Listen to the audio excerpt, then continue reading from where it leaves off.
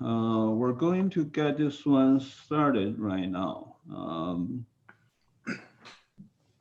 I'm pretty sure there will be more people joining, but we can't wait. We'll just get this one started.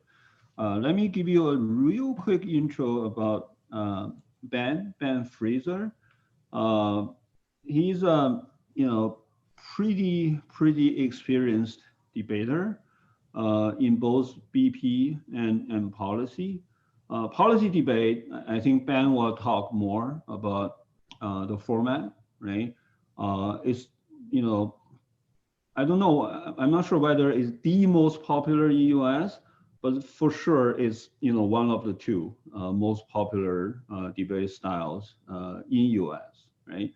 Once again, he's been debating for uh, quite some time, and he has won multiple championships throughout his debating career.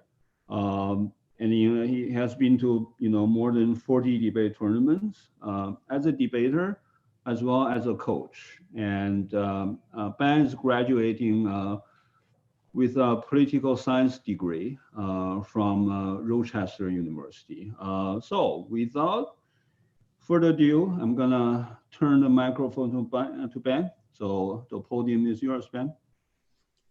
Great. Thank you so much. And thanks everybody for coming in. I'm going to be talking to you guys about policy debate today. I'm going to be able to answer any questions you might have about it, about how it differs from other formats of debate and like what its unique advantages are and stuff like that. You guys should be able to see my screen now. I'm actually going to start with sharing like a very simple introduction to policy debate. This is a video that some of my friends over at the Boston Urban Debate League created, which is a fantastic organization. So that'll open up in just a second here. Um, and then the only thing I would ask is that if you have questions, feel free to like type them in the chat so you don't forget them. Just know that I'm not probably going to be able to answer them until the end of the presentation. But I won't be distracted if you throw them in the chat. So no worries there. All right. So we're going to start with this really quick video. And then Henry, just tell me, if you can't hear the audio, okay? Yep. Yep. I think I can hear it. Introduction to policy debate. First, let's start with what is a debate. For most people, Can you tune the volume up a bit? They think about the examples they've seen on TV, where you have two or more people going back and forth in front of a large crowd. But that's not exactly the type of debate you'll be doing. A debate is a formal kind of argument about a particular topic among people expressing different views. Debates happen all the time. They can be silly like, what's better, Pepsi or Coke? Or Marvel versus DC Comics. But they can also be about serious questions like, should students have to wear uniforms?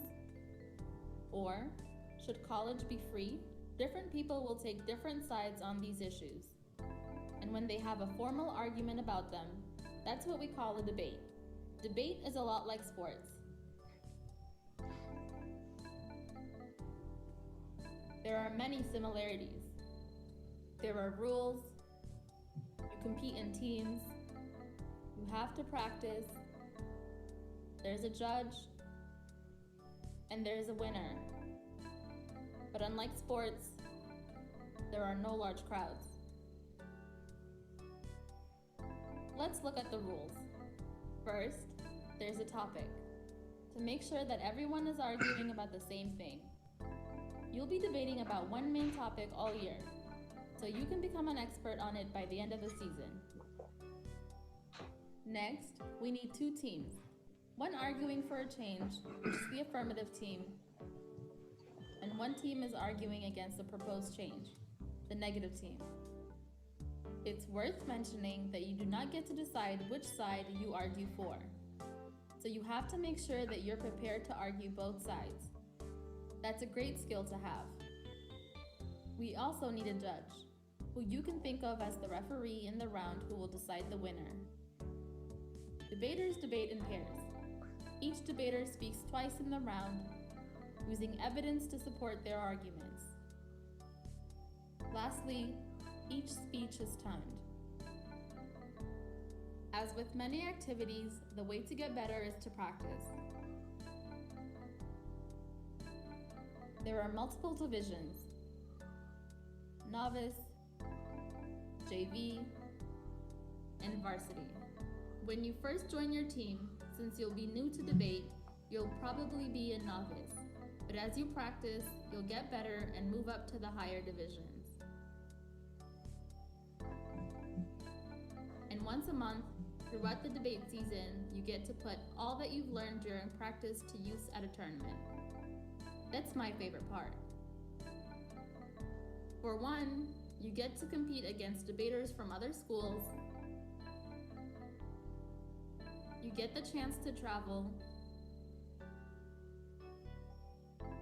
You get trophies. There's food. It's a community, giving you the chance to connect to the broader debate world, since there are many debate programs around the country. What's not to love? There are many types of debate. Our style of debate is policy debate. What's a policy, you ask?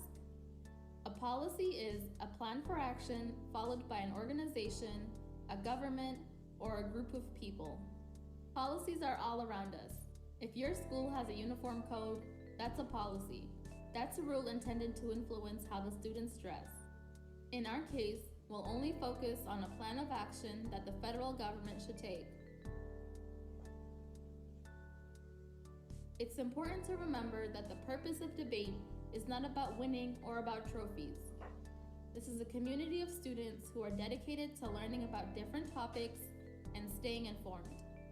It's also a place where students have a platform to share their stories and highlight the issues they care about.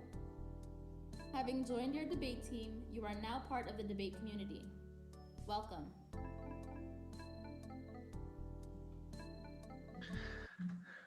All right, thank you guys so much for watching that. And for those of you who have done debate before, I know that's like a very rudimentary, very basic introduction to debate, but I wanted to share that video because I know that, you know, when I was a freshman in high school, when I was first joining debate, I really didn't have much of any conception of like what it was going to look like, because the only debates that I'd seen before were, you know, sort of heavily proctored and yet somehow still chaotic political debates. And those aren't the kind that we participate in here.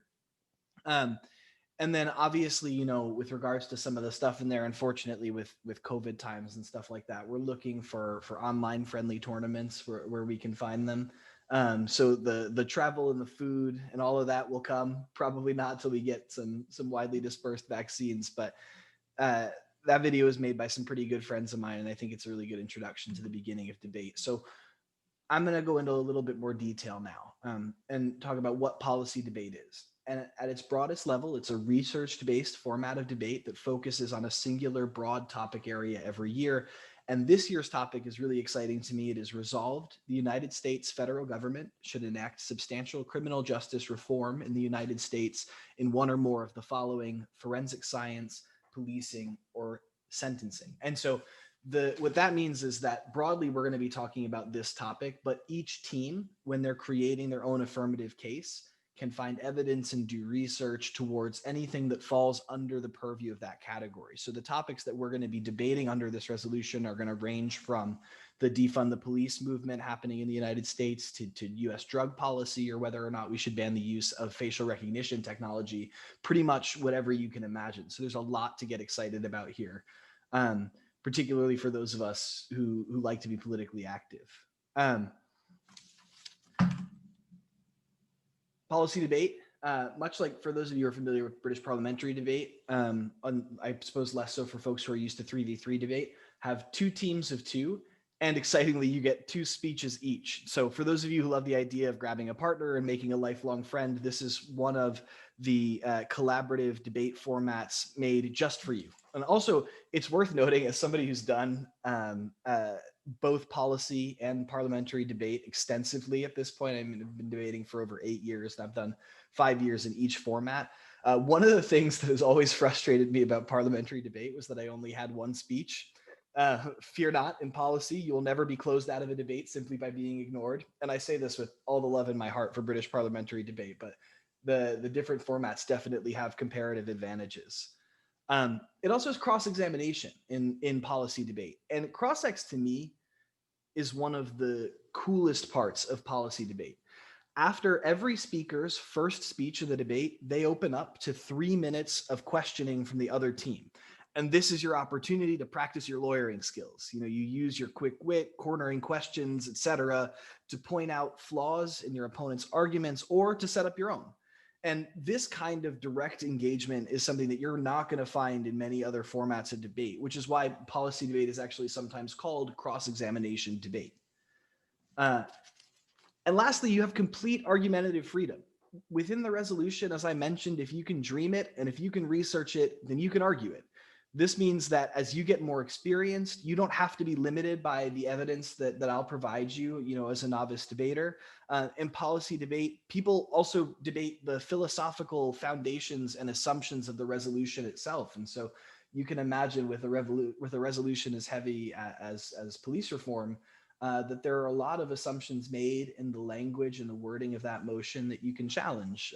And so people will sometimes talk about the sort of like classist underpinnings of creating an argument that specifies that you need to engage with the government, for example. And so those are the kinds of arguments that will be available to you, and you can do any kind of reading or research and be exposed to critical theory of a lot of forms. And at times, policy debate even gets into the nitty-gritty of arguing about the very rules of debate themselves. So if you find yourself as a person who likes to argue over each and everything, the policy debate is a wonderful format for you. Even if it's not, and there are just a couple things that you're really, really passionate about, you have that freedom as well. And I have for you guys now just a quick, I'm going to show you a couple minutes of a speech from a high school tournament finals for the championship. And this was back in 2017 to 18. And the resolution, just so you guys have some context for that year, was that the United States federal government should substantially increase its funding and or regulation of elementary and or secondary education in the US. And so as you can imagine, this was a topic that was very personal to a lot of our high schoolers at the time. And I thought they did a really great job. And I just wanted to show you guys a couple minutes of that video so you had a sense of what this kind of debate looks like. And then I'll break it down with you a little bit afterwards. Sorry, hey, Ben, sorry Yeah. for the interrupt. Can you pause for a sec? Of course, yeah. Yeah, before you go ahead and play this quick sample debate, can I do a real quick translation? Because I know today we have some parents whose first language is not English. Obviously, my first language is not English either. So I'll do a real quick translation before we go ahead. Absolutely, Henry. And if I could be speaking a little bit slower, I'm happy to do that as well. No, that's okay. That's okay. You just do in your normal speed. I'll maybe after each 3-5 slides, I'll do a real quick translation so that people can understand fully about what you were just talking about. Great. OK， 那我这样哈，我用中文简单的把刚刚 Ben 刚才讲的我简单用中文概括一下哈。这样的话，因为我知道我们今天这里面有些家长还是中文感觉中文会更亲切一些哈。那 policy debate 它是一个debate 的一个就是一种格式或者说一种规则哈。那么大家都很熟悉，我们现在这个在加拿大用的最多的是叫 BP 哈 ，British Parliamentary， 就是英国议会制哈。还有另外一个在加拿大用的也比较多是 WSS 世界赛制。Policy debate 是在美国用的非常广泛啊，它基本上应该是美国用的最广泛，它可能跟 BP 差不多一半一半。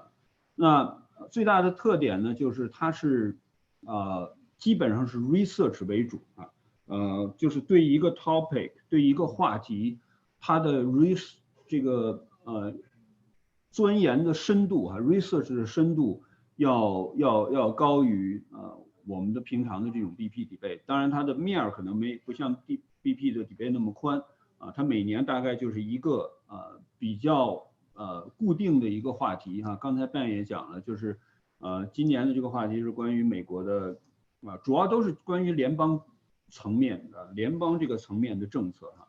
今年这个话题呢，大概是围绕着这个联邦关于比如说这个在刑事方面的一些改革啊，刑法方面的一些改革比如说前一段时间美国这个经常有一些民运人士在提的所谓叫 defund police， 就是减少这个警察这个开支啊等等这方面的哈。那现在他要放的这个是不是去年18年的时候美国的一个 policy debate 的一个冠军决赛啊，这个题目呢是联邦政府应该增加中小学的教育投资的预算啊，这个是现在马上要放。Okay, I think I'm done. You can go ahead and play the video. Thanks. Okay, great. And yeah, and again, just so you guys know, this is a video primarily about the secondary and primary education reform. And we're only going to watch a couple minutes of it. The current Supreme Court precedent regarding abuse in schools uses language that excludes emotional abuse from the court analysis. This means that... Ben, can you tune up the volume a bit? I think, unfortunately, I can't go any louder than this. I don't know if folks are able to go a little bit louder on their end. Okay, I'll try to tune up on my side. I can give a second so folks can adjust their volume as necessary. Okay.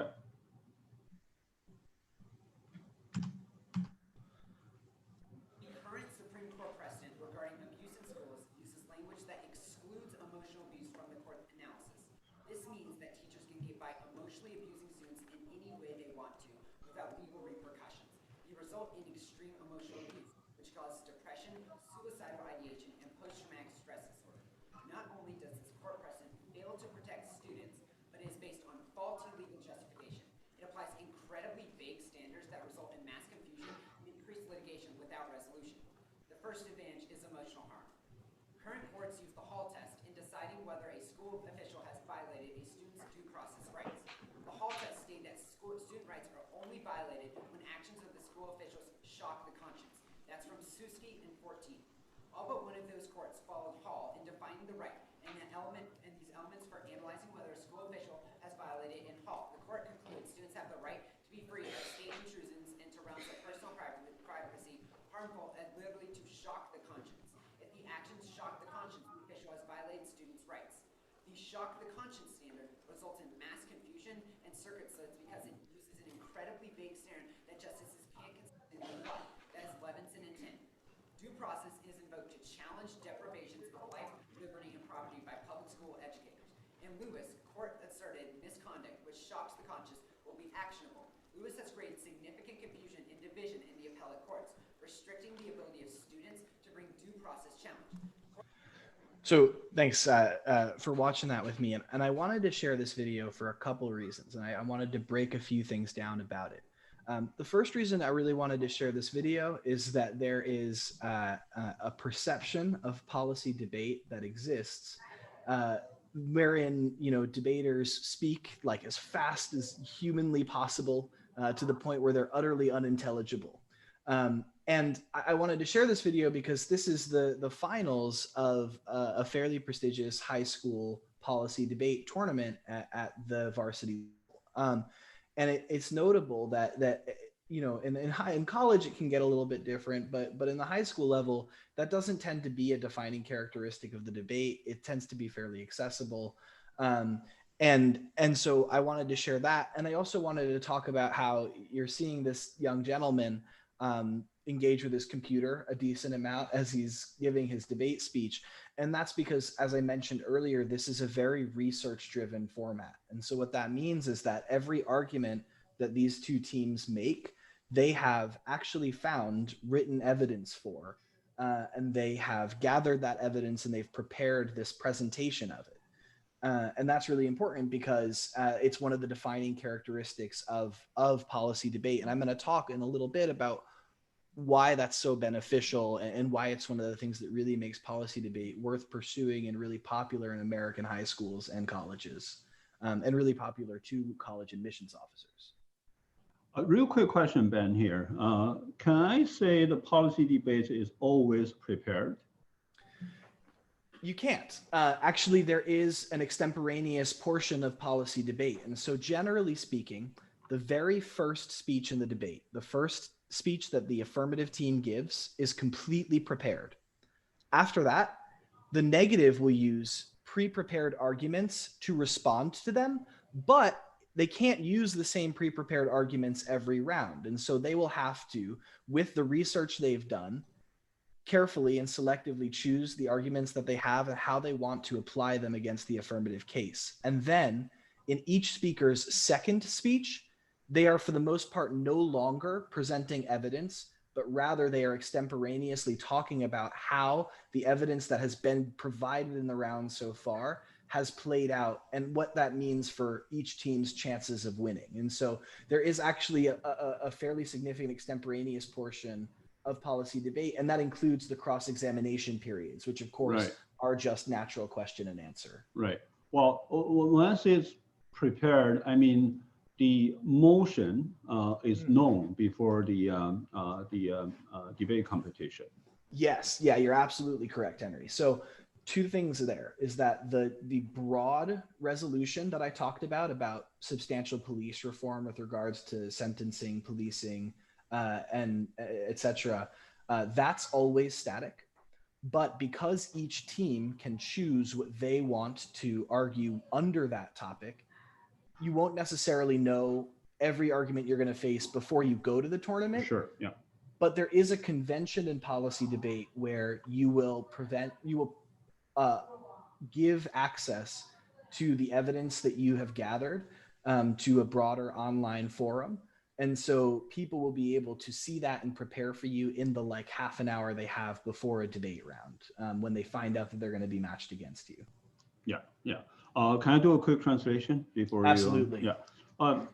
这样哈，我刚刚跟 Ben 确认了一下哈，这个就是我们平常在 BP 当中呢，我们的 debate 基本上都是 impromptu 啊，就是即时或者叫即兴的。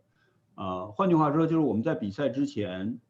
包括我们平常的课堂练习之前你是不知道这个 debate 的 motion 就是你要 debate 的这个辩题是什么但 policy debate 它是你是之前是知道所以它这个有一点像我们的这种比如说论文答辩，或者有一点像比如说这个法庭上的这种诉讼的过程，就是说你的之前。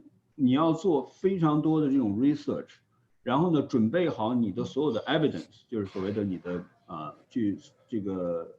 能够 support 你的 argument 然后当然在这个过程当中，除了你的开场之外这是另外一个区别，就是在我们的 BP 里面呢分 government 和 opposition， 然后在 policy 里面呢它不叫 government 和 opposition。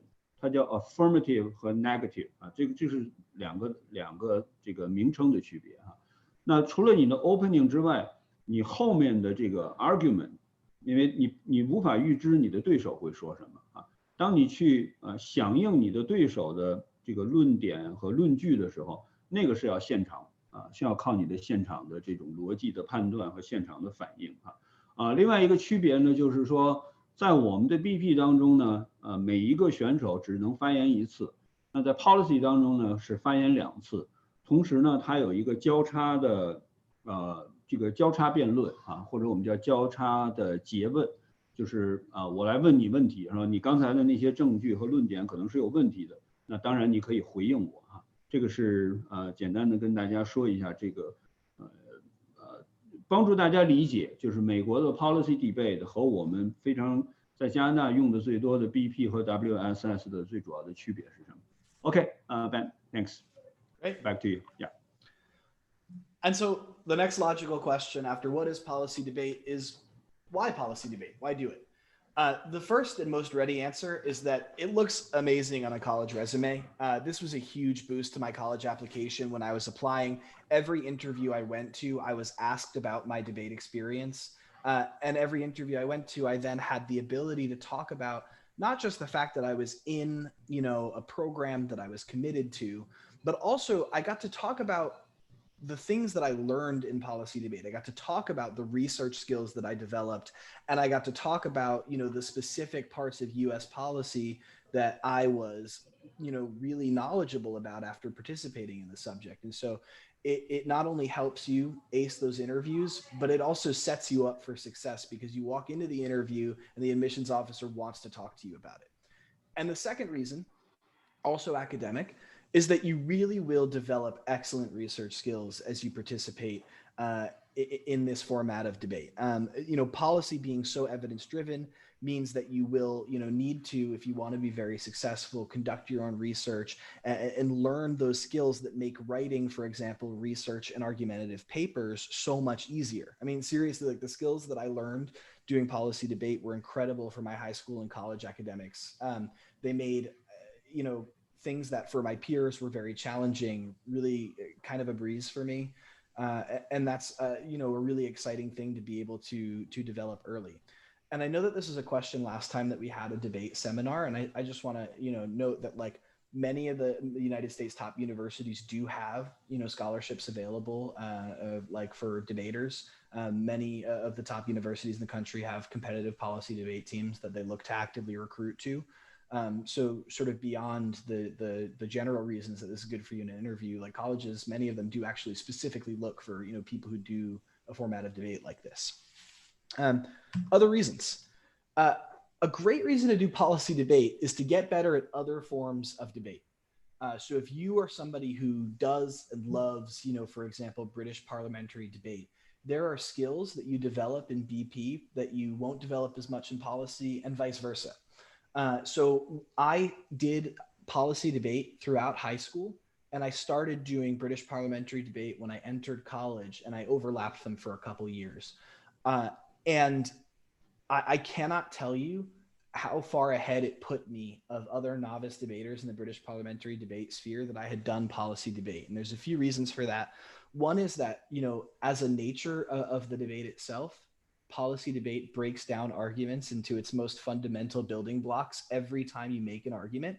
And that means you become very familiar being able to grasp and pull out where arguments break down and how to counter them.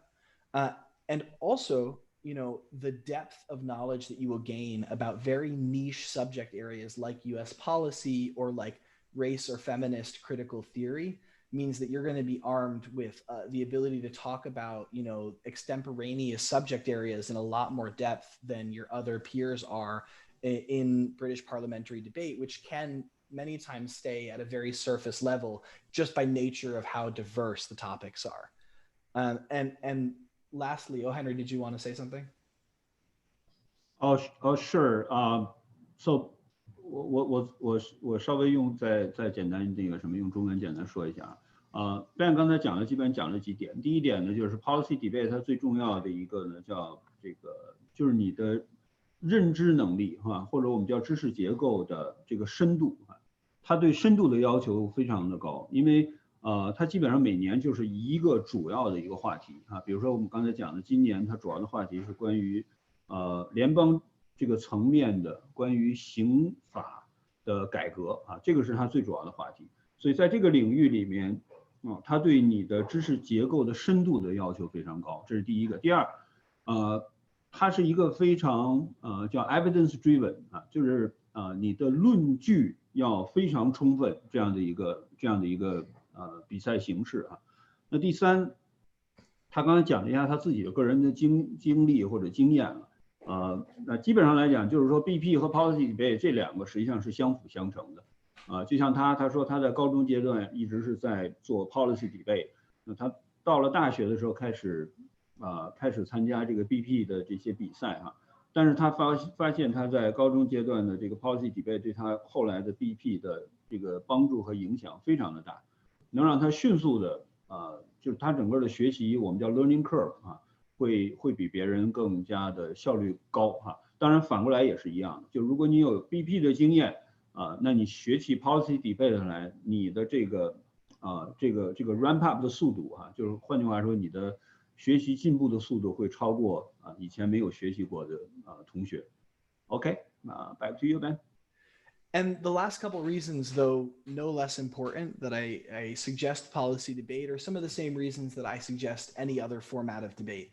Number one, it's a huge confidence builder. If you find yourself as somebody who is generally shy or has difficulty advocating for themselves, even if you're not a typically shy person, debate is one of the main ways that many of my friends growing up were able to build the confidence to speak for themselves, to advocate for themselves throughout the rest of their life, whether it be in their college classes or in the workplace, developing some of that fundamental ability to make sure that you're taken care of in life and that people hear you. Secondarily, it's a great language learning tool. My debate partner all throughout high school, her name is Kalu. She was a Brazilian American, or she was a Brazilian exchange student to my high school, and she joined debate primarily to develop her English speaking ability. She not only ended up being incredible, we ended up winning a number of championships together, and she became a lot more confident as a fluent English speaker throughout the process.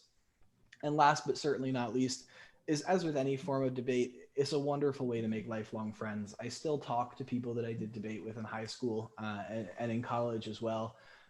It really is a community, as the video that I showed you in the beginning made a point of saying, and it's one where you meet people who are equally sort of driven and passionate and scholarly as you are. And that's the end of my presentation. So Henry, if you want to wrap up with the translation at the end there, and then I'm happy to take questions. Sure. Yeah.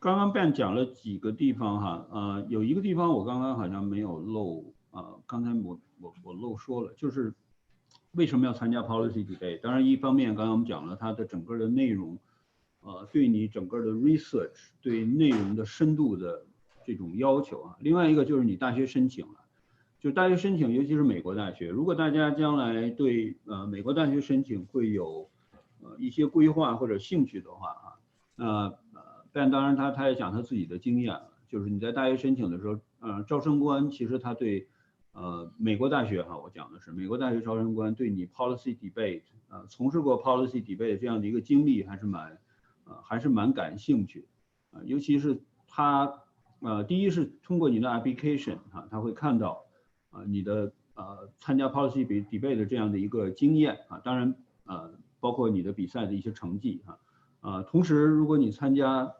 interview 的话，基本上我们所有的像美国，尤其常春藤这些大学他都会给面试的机会所以你参加面试的时候，基本上他们都会把你的这个 policy debate 的这个经验会拿出来，会跟你聊一下你参加过这个什么样的比赛训练过多久等等为什么要参加 policy debate 这个基本上都是美国大学的面试官是非常常见的因为他们对这个 policy debate 刚才我们讲了，在美国大家都很熟悉那另外几个比较重要的地方呢，就是说这个 Ben 提到，第一他说是一个非常好的可以构建你的或者说加强你的这种自信心的一个工具了，因为我们知道有很多学生可能性格上有一点点的这种内向或者有一点点的这种刚开始有一点点的这种害羞那 policy debate 实际上它有一个好处呢，就刚才我们说，它很多东西是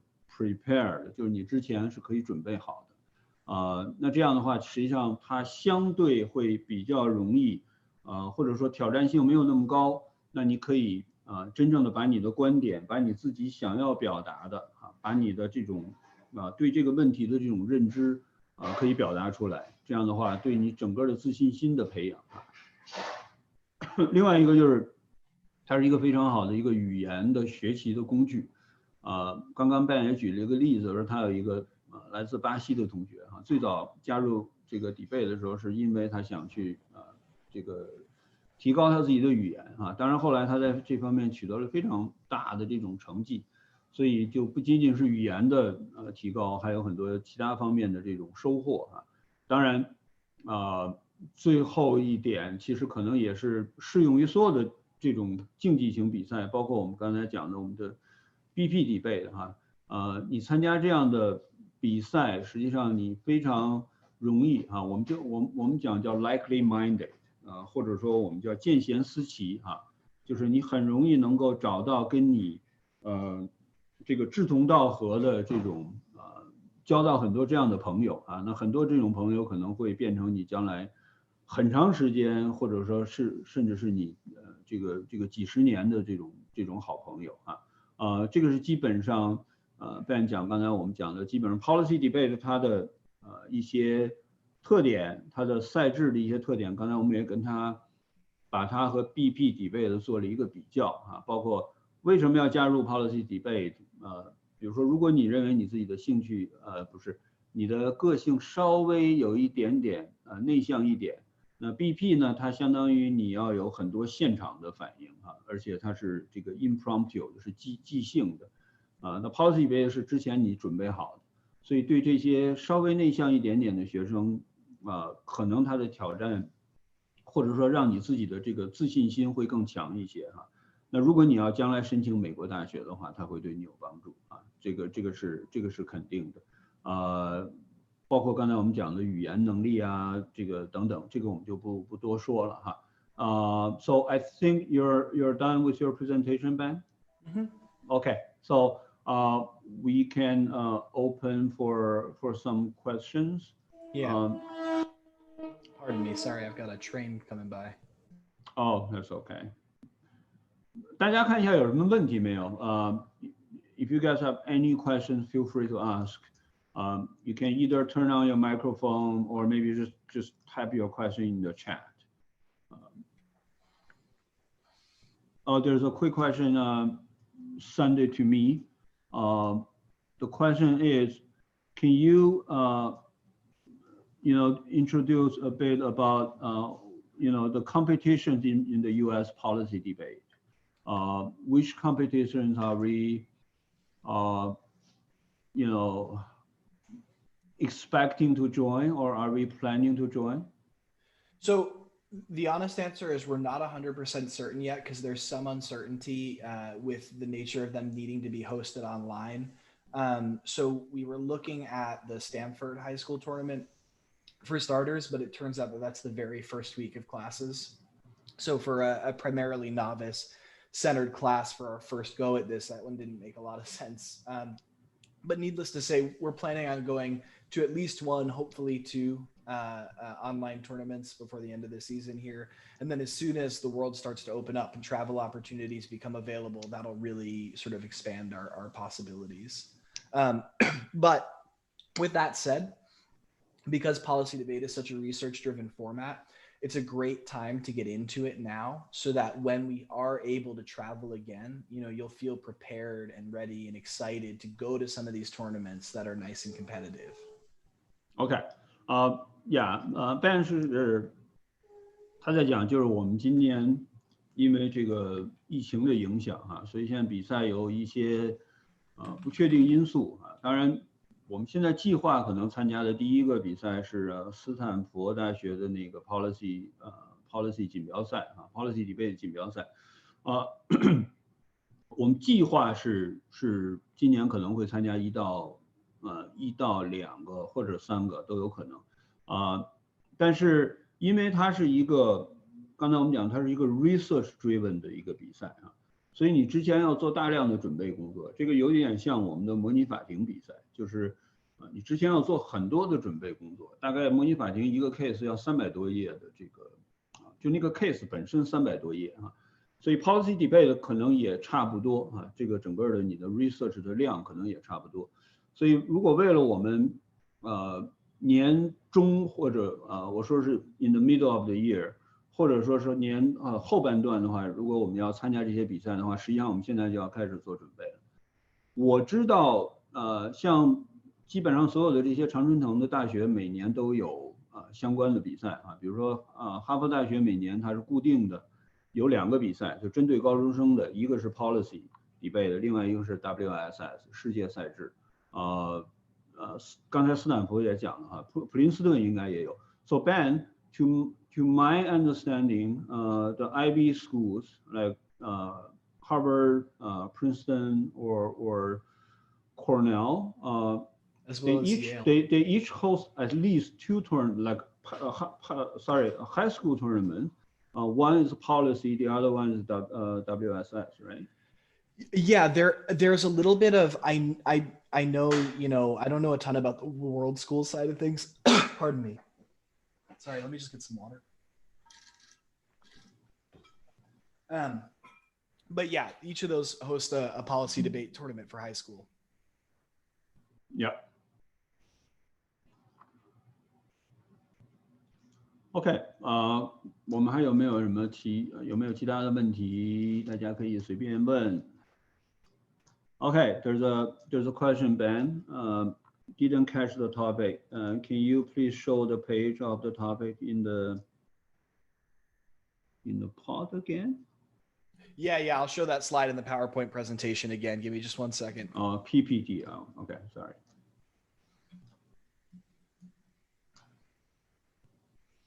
I just got to share screen again here.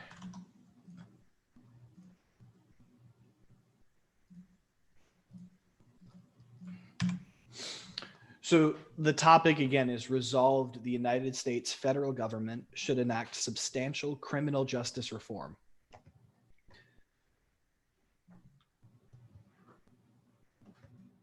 Yeah, 这个是今年，刚才我们讲了，这个是今年的这个，因为 policy debate 每年大概它有一个专注的一个领域哈，那今年专注的领域就是关于联邦政府对刑事改革criminal justice 刑事法的改革当然这个里面包括这个刑事侦查，包括警察的这个。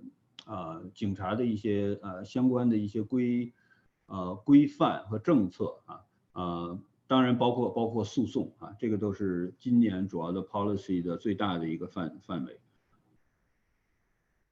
OK, oh, sorry.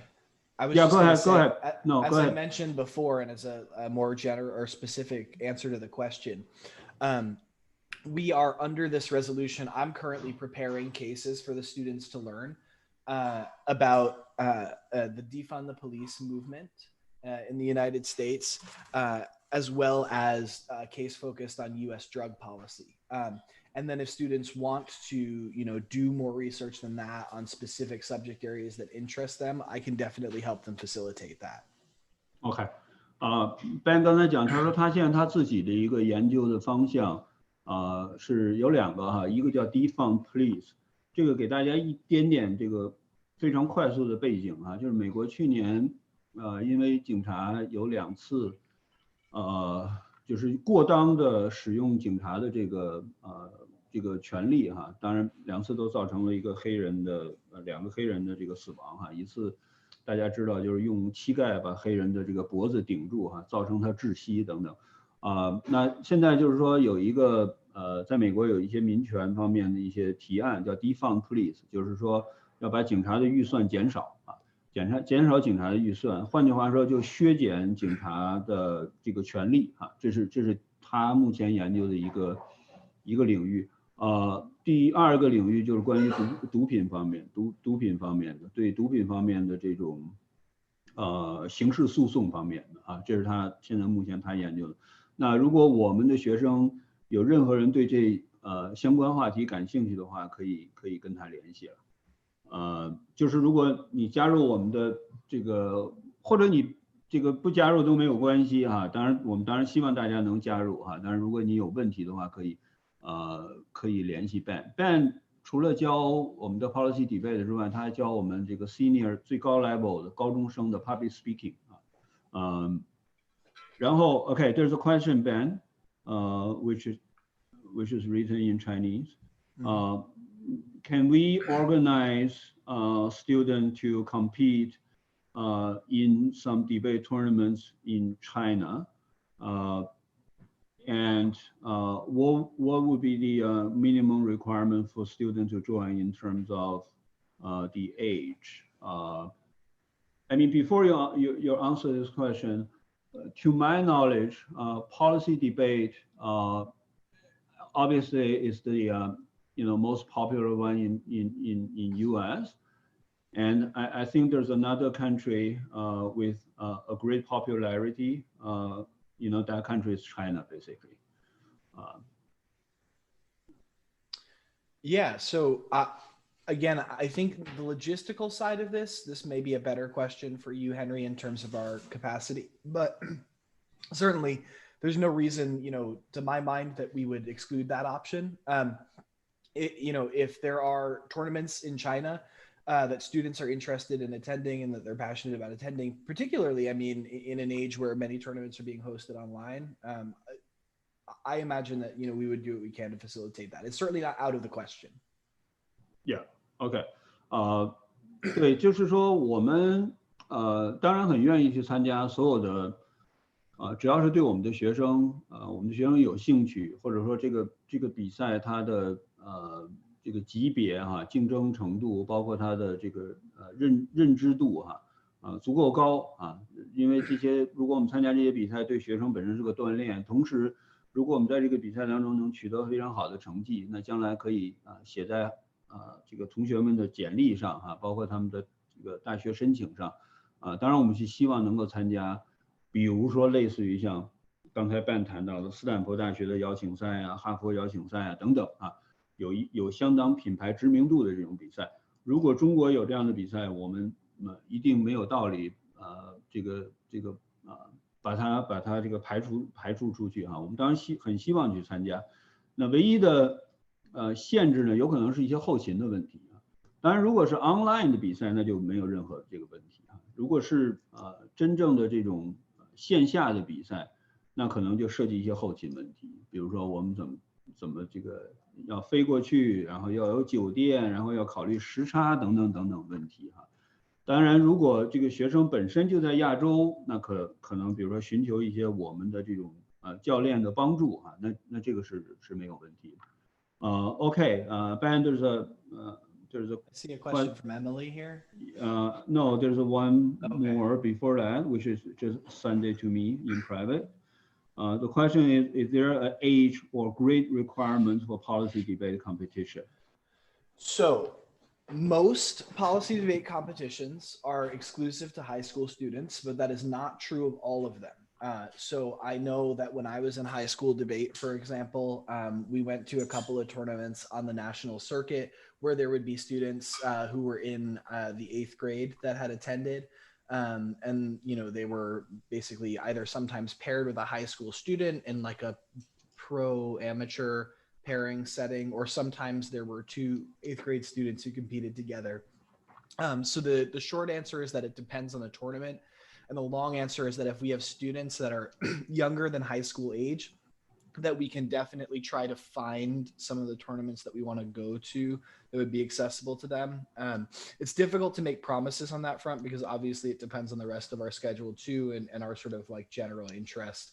But that's the basic answer to the question. Yeah. 问题就是这个问题是有没有参加比赛有没有年龄或者这个年级的限制哈有很多比赛是这个9年级以上这个是所谓的年龄的要求啊，但是Ben也讲，他说其实他在高中的时候也参加很多比赛，实际上有很多7年级8年级的学生参加哈，当然就是不是所有的比赛都是这样，所以我们要组织比赛的时候我们会做一些区分啊，有一些比赛可能是高一点年龄的，有一些比赛是开放给所有的学生来参加的。另外还有一种这个比赛形式叫 Pro-Am， 这个大家不知道熟悉不熟悉哈？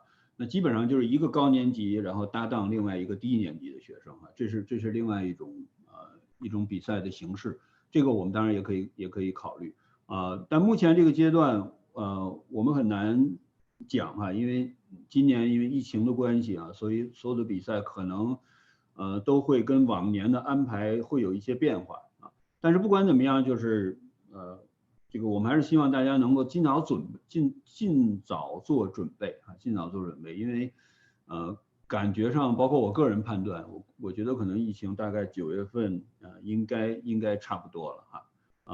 Okay, let's move on to the next one from Emily. How to transfer the levels from the regular debating to policy debate? I think the regular debating she refers to is BP. Yeah. Are there any basic knowledge requirement to join the policy debate class?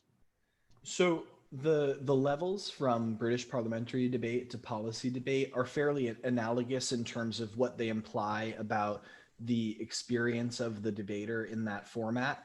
So there is no basic knowledge requirement to join the class. The base level of policy debate class I'm going to be teaching, I'll be teaching everything from the sort of the most basic part of debate. So I'm going to talk to you about the format and what it looks like, what goes into the speeches, you know, what constitutes an argument even. So even if you have no debate experience whatsoever, this will be an accessible class to you. OK， 对，基本上是这样，就是就像我们刚才其实也说过了，这两个或者说我们基本上现在看有3个 debate 的这种规则或形式哈，一个是 BP， 一个是我们叫英国议会制，另外一个是叫世界赛制 WSS， 还有一个就是美国的这个 policy debate。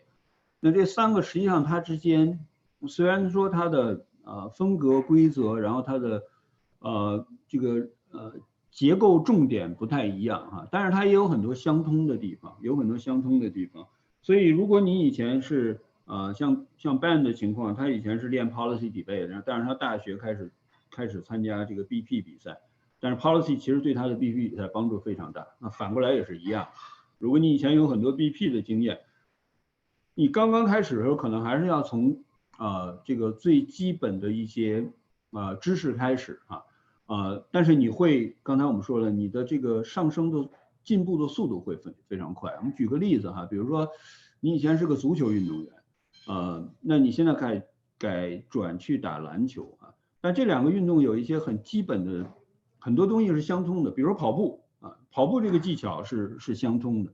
所以但是你刚开始学篮球的时候，你还是要从最基本的篮球的规则开始学比如说不能用脚踢球这个什么叫3秒违例等等这些但是你会比那种从来没有参加过体育运动的这个上升的这个速度会快这个我想大家很容易能够理解。Okay, we have another question. Are the motions mostly about social issues in the US? So no, and yes, I guess. I'm going to try to give a broader answer to this question. When I was a senior in high school, the resolution at the time was that the United States federal government should substantially increase its economic investment towards Cuba, Mexico, or Venezuela. The year after I graduated high school, the topic was about economic and diplomatic relationships between the United States and China. So the resolutions are always going to center around policy being enacted by the United States federal government because it's a US form of debate primarily. However, it's not always about social issues. And even in this resolution this year, which feels very much like it centers around social issues, there are many cases that are just going to be sort of strictly policy. So like cases around whether or not the use of facial recognition software can be banned could trend towards a social conversation. It could also be a strictly political one where you talk about whether or not that's a violation of states' rights in a federalist government, for example. So there is so much freedom under the broader resolution for students to talk about the things that matter to them that's a difficult question to answer because it sort of depends on the whims of those creating the arguments. Yeah. 就看我们怎么去定义什么叫 social issue 了那刚才 Ben 讲，他说他在高中的时候有一年这个policy debate 的 motion 是关于美国政府应该提高在经济方面的支持对古巴、墨西哥等中南美国家当然后来他毕业之后这个那一年的是关于美国跟中国的经贸关系等等那有很多是当然基本一点就是说它基本都是美国这个联邦政府这个层级的一些政策方面的这种讨论所以是不是 social 就看你怎么去定义 social 了比如说他刚才举的另外一个例子就是说我突然间一下忘记他刚才说那个例子是什么了，但是就是对，关于这个就是刚才我们说的这个刑法的这个改革问题那你认为它是social 还是认为它是法律层面的？这个其实没有关系，但我们只要知道一点，它主要是在美国的联邦层面的一些政策方面的一些research 和讨论。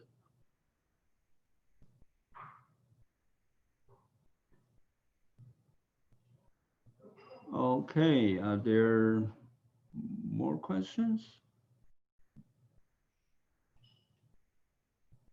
Can you, Ben, maybe give us a quick overview in terms of the tournaments or competitions in the policy debate, like a quick overview?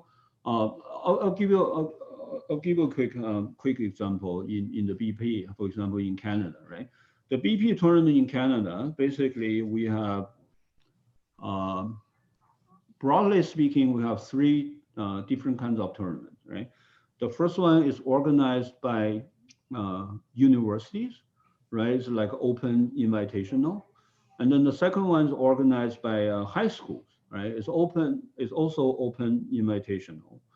And the third one is organized either by provincial debate union or also organized by the federal debate union, right? The third one is more considered like an official tournament, right?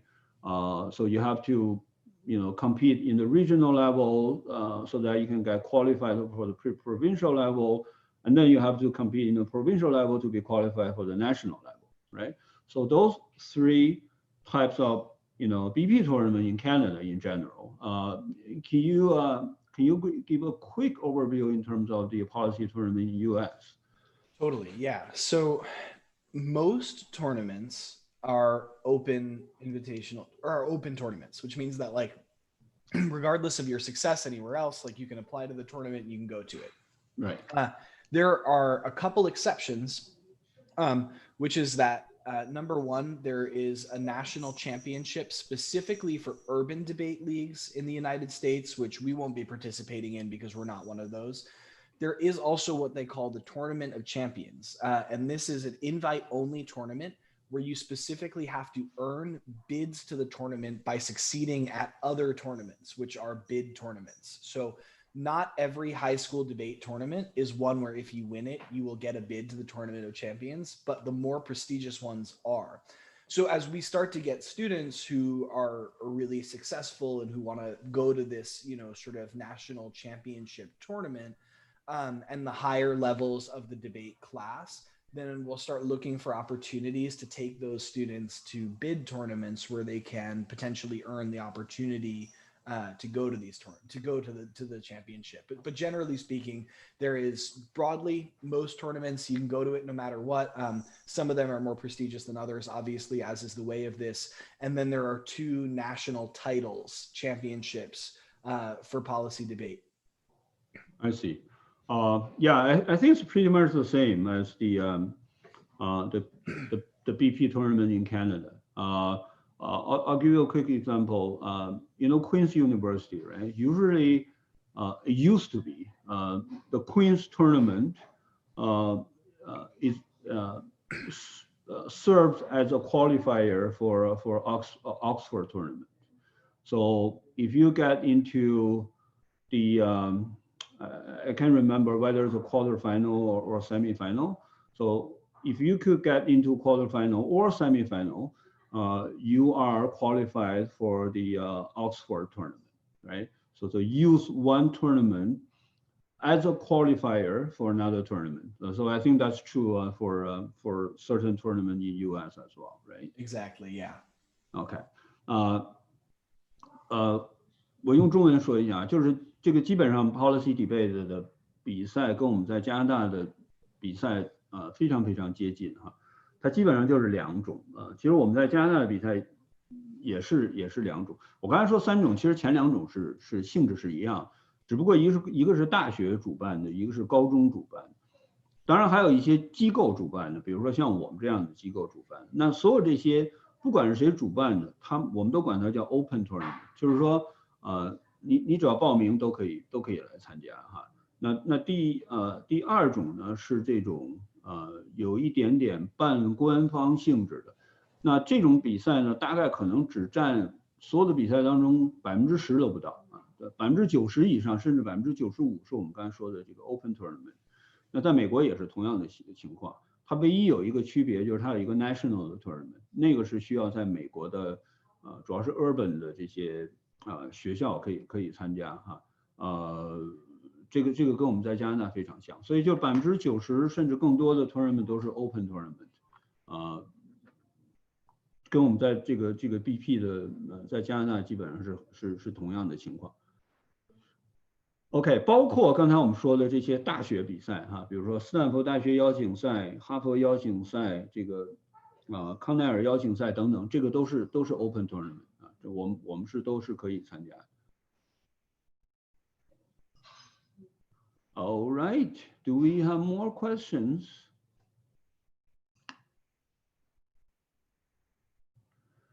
So Henry, if people can't think of questions right now too, I'm happy to leave my email in the chat so that if anybody has questions that they come up with in the coming days that they want answered, they can email me and I'm happy to respond to that as well.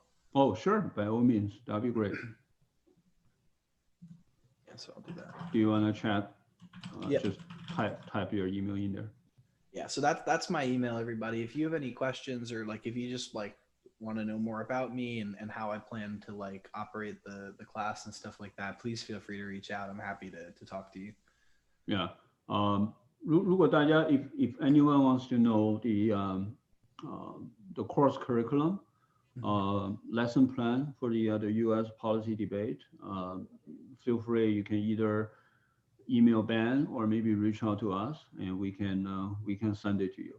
就是大家如果对课程设计包括我们的这个课程计划，如果有兴趣想了解的话哈，你也可以联系我们哈，可以联系 Ben， 也可以联系我们的这个小助手，也都可以。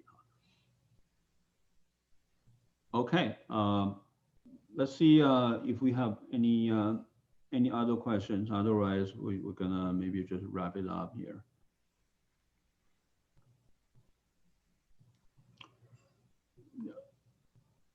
Yeah, I mean, if you have questions, you can either type or maybe just turn on your microphone and talk. Right? This is basically, you know, we can discuss for anything that you might be interested. All right. If there's no more questions, I think we're good here. We're right on time, little bit over, but I think we're good. Yeah, thank you for your time, Ben, and thank you everyone for coming and joining us. And as we just mentioned, if you have any further questions, feel free to reach out. Ben has his email typed in here, and you can also email Linky, info@linky.com, or maybe call us, WeChat. You know, we have all kinds of different you know, communication channels. But anyways, feel free to reach out, and you know, we can talk. All right. So thank you again to everyone, Ben as well. Have a good night.